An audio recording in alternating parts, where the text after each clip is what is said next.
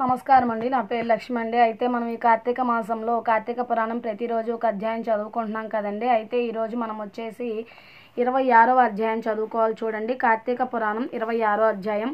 కార్తీక పురాణం యొక్క గ్రంథ పరిమితి. కార్తీక పురాణం వేదవ్యాస మహర్షి రచించిన విష్ణు పురాణం మరియు శివపురాణం భాగాలుగా పలుచోట్ల విభిన్న రూపాల్లో లభిస్తుంది.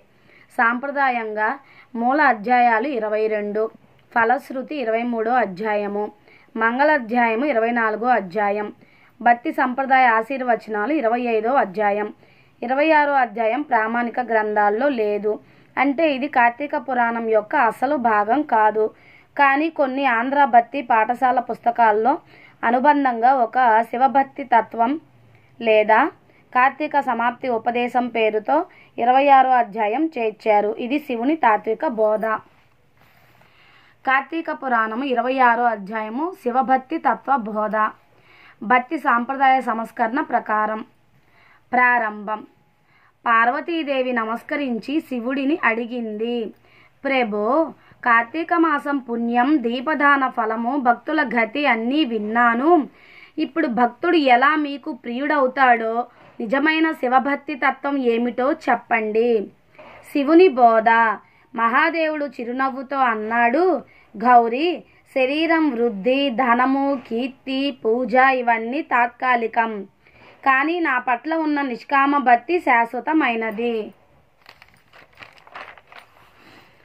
దీపం వెలిగించటం కన్నా మనసులో వెలిగిన భక్తి దీపం గొప్పది. పుష్పం సమర్పించడం కన్నా హృదయ భక్తి సమర్పణ పవిత్రమైనది. భక్తుడు నన్ను ఎక్కడ వెతకాల్సిన అవసరం లేదు.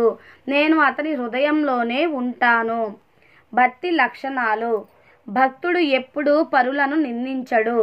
అతను సత్యవంతుడు, దయగలవాడు, క్షమాపరుడు. తనకు లభించిన దాన్ని దేవుని ప్రసాదంగా భావిస్తాడు. తన సంతోషాన్ని ఇతరులతో పంచుకుంటాడు. ఇలా ప్రవర్తించేవాడు యోగి, తపస్వి, నా స్నేహితుడు. శివుడి వరప్రసాదం. గౌరీ, ఇలాంటి భక్తుడు కార్తీక మాసంలో ఒక దీపం కూడా వెలిగించినా అది 1,000,000 యజ్ఞఫల సమానం అవుతుంది. అతనికి మరణం అనేది మార్గం మాత్రమే, మోక్షద్వారం అవుతుంది. భక్తుడు భయం లేని స్థితిని పొందుతాడు. నా సాన్నిధ్యం ఎప్పుడూ అతని మనసులో ఉంటుంది. మంగళ శ్లోకం. యః పఠేత్ కార్తీక మాసం సమాప్త్యంతమిదం శుభం తస్య పాపం వినశ్యేత్ భవబంధో విభజ్యతే. శివో భక్త ప్రియో నిత్యం భక్తిహీనాన తుష్యతి. భక్త్యా తుష్టో దదాత్యేవ మోక్షద్వార పావృతం. 26వ అధ్యాయం సారాంశం. 1వ పాయింట్. నిజమైన శివభక్తి నిష్కామమైనది, ఫలాపేక్ష లేనిది.